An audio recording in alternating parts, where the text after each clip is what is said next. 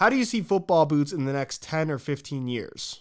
With my eyes. What's going on, guys? Josh from soccerreviewsforyou.com, and welcome back to another Q&A video. Your football boot related questions and my answers to them, all pulled from my Instagram, which is sr4u_Josh. So if you have a question that you'd like me to answer in an upcoming Q&A video, make sure you follow me there if you don't already. Please follow me. I should also mention that if you guys enjoy the Q&A series on this channel and want to see it continue, don't forget to support this one with a like. And if you're new here watching for the first time and don't want to miss out on daily content from me, make sure you hit that subscribe button along with the little bell notification so you get notified when the next new video goes live. I feel like I talk so much better with this microphone. Hey Jimmy, will SR4U string bags ever exist? Never say never. Hey Josh, if Messi and Ronaldo were to switch football boot brands, which boots do you think they would wear? So if for some reason you didn't know, Cristiano Ronaldo wears Nike and Messi wears Adidas. They actually both have lifetime contracts with either brand. So if Cristiano Ronaldo wore Adidas boots and Messi wore Nike boots, what boots would they wear? Well, it's pretty well known, and I think that I made a video on it. If I did, I'll leave a little pop-up on screen, that Messi was originally signed to Nike when he started his professional career at Barcelona. He wore Tiempos, and he actually played a short stint in Nike Mercurial Vapor 3s. I believe he wore T90 Air Zoom T92s as well. There's pictures of a bunch of that on the internet. It's all featured in that video, which I do believe exists. Either way, he ended up signing with Adidas. There was actually a lawsuit between Nike and Adidas because Nike claimed that Adidas signed them kind of under their nose and it wasn't supposed to happen, but they ended up losing that lawsuit, and obviously the rest is history. Messi would go on to wear the F50 Tunit line, although never actually wore the Tunits. That would transition into the F50 Adizero line and eventually the Messi line and now the Nemesis line. Not many of them have actually done that well. He had some successful stuff in the F50 Adizero days, but for the most part, everything they've done since then has not done that well. If he wore Nike boots, I can only assume he would end up in Mercurials. It would only make sense based on the marketing. As far as Cristiano Ronaldo is concerned, I would assume that if they signed him, they would probably do the exact same thing. I feel like Cristiano Ronaldo definitely fits more into the speed category rather than the agility category that they're kind of pushing with Messi's boots. So maybe it's more likely that Cristiano Ronaldo would be placed in the X line. Maybe he would have his own signature model, as Adidas has done with Messi several times before. But I think if we're talking about the lines that are currently available, Ronaldo would probably wear the X. I guess I should also clarify that while Messi is signed to Adidas and Ronaldo is signed to Nike, Ronaldo plays for Juventus that wears an Adidas kit, and Messi plays for Barcelona that wears a Nike kit. Those kit deals are specific to the clubs, not the individual players. Individual endorsement deals have absolutely nothing to do with that. So for those of you guys that send me pictures of Messi training on Instagram wearing Nike socks, thinking that that is news or something like that, it's not news. They're just wearing the stuff that's provided to them for the team that they play for. They really have no choice. Hey Joma Champion Max, Nike recently introduced a zipper in their new Nike Air Zoom Cage 3 tennis shoe, and Nike says it's to keep out debris. Any chance it's going to make its way into football boots? Air Zoom Cage 3. No longer available. I just want to see it. Here it is. Huh. I can't say that I'm an avid tennis player, but I am familiar with the sport, and based on the 30 seconds of research that I've just done, it looks like that specific version with the zipper lace cover, basically, it's kind of like a shroud for the entire foot, is designed for clay courts. And I've never played on a really good, high-quality clay tennis court, but I'm assuming that there is some kind of debris, maybe a dust or a sand, or maybe even rocks, I'm not really sure, that could potentially get in your shoes if that is a serious problem. Obviously, Nike has deemed that it is, based on the design of this new tennis shoe. So for that particular implementation, given the fact that you're not kicking a ball while playing tennis, I really don't have any issue with it. Zippers on footwear in general, I don't have a problem with, but I think for a football boot where you are going to be making contact with your foot and the ball very, very regularly, I just don't think that a zipper is a great way of sealing up the laces if that's what you're intending to do. I just think that you can make a lace cover, as we've seen many times before from every brand, Nike included as of right now, with several different models, without the need for a zipper. Zippers just introduce more bulk on a football boot that it just isn't necessary. So I'm going to guess no. I don't think we'll be seeing a zippered Nike football boot anytime soon. You don't need zippers when you have ACC. What is the ugliest football boot ever? Without thinking about this too much, immediately what popped in my mind was the Serafino 4th Edge. I just feel like that is the ugliest football boot ever made.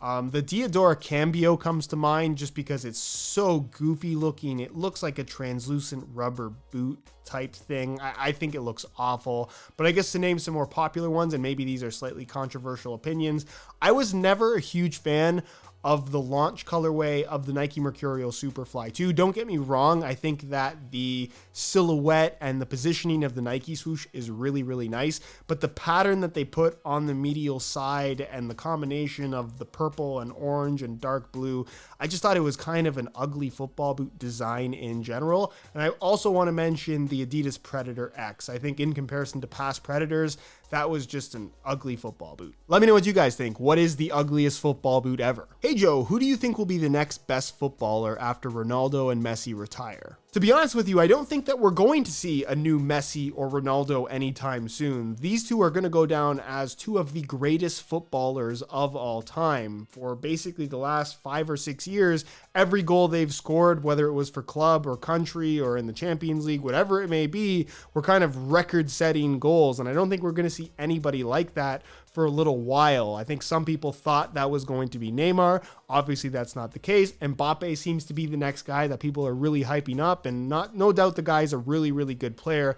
But Messi and Ronaldo are truly special. I don't think that we're ever going to see two players like them again. So to immediately think that they're going to be replaced in the next 2 or 3 years, if not even sooner than that, I just don't see it happening. Hey, Justin Cleaver, do you think that boots are getting any better, or are Nike and Adidas just selling the same thing with unneeded features? It's a very complicated question, but I guess to give a simple answer, I don't think that football boots are necessarily getting better. I think that they're getting different. Hey Jose, if you had to wear one takedown model boot for an entire season, what would it be? If we're talking an actual takedown model, I would probably wear the Nike Tiempo Legend 7 Pro. I think that it is 95% of what you get with the Tiempo Legend 7 Elite for $130, which is a really good deal. I also think the Mercurial Vapor 12 Pro is a really good football boot, but that's just not really my cup of tea.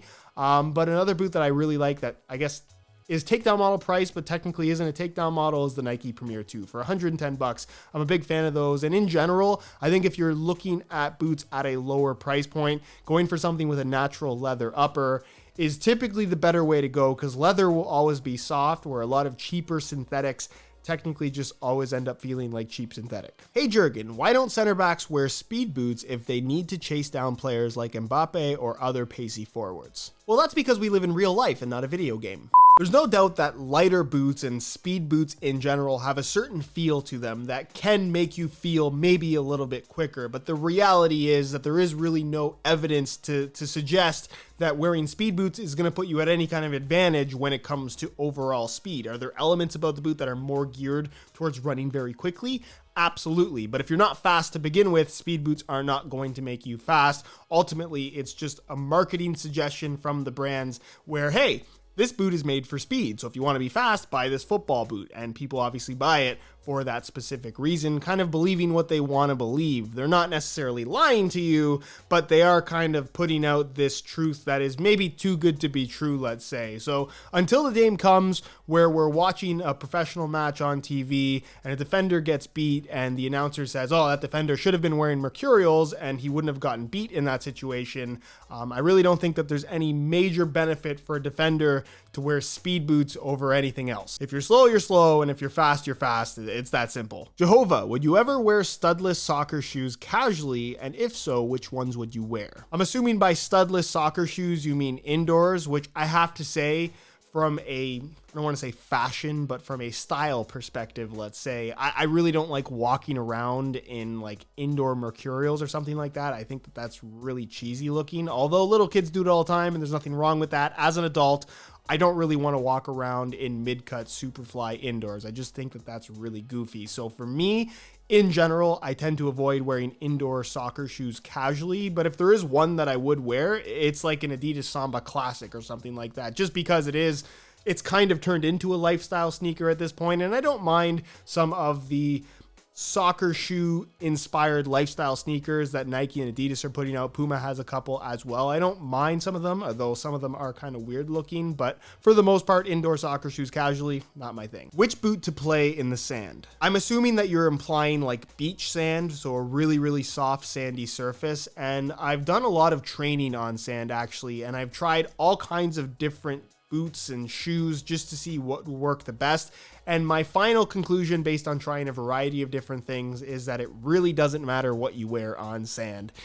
Basically, from a traction perspective, if you're wearing soft ground studs, because the sand is really, really soft and you can dig in very deep, it really doesn't seem to make any difference in regards to overall traction versus just a regular pair of perfectly flat running shoes, based on my experience at least. So if you want to wear cleats, if you want to wear indoors, if you want to wear no shoes whatsoever, your traction is really not going to vary. So the only thing that you really have to worry about is touch on the ball if you're playing on sand. So from that perspective, just pick your boots like you would normally pick your boots, and you can pretty much use anything on sand. Will Nike get sued by Adidas if they make lace-free cleats? I'm not a patent expert, but there are certain general concepts that you cannot put a patent on, laceless footwear in general being one of those things. And it's also worth noting that Adidas is not the first company to make a laceless football boot. Credit to that actually goes to Lotto, and we are seeing other brands. Umbro has one available right now. Lotto has a new one coming, and I'm sure other brands are going to follow as well. Other laceless boots outside of Adidas are available as we speak. So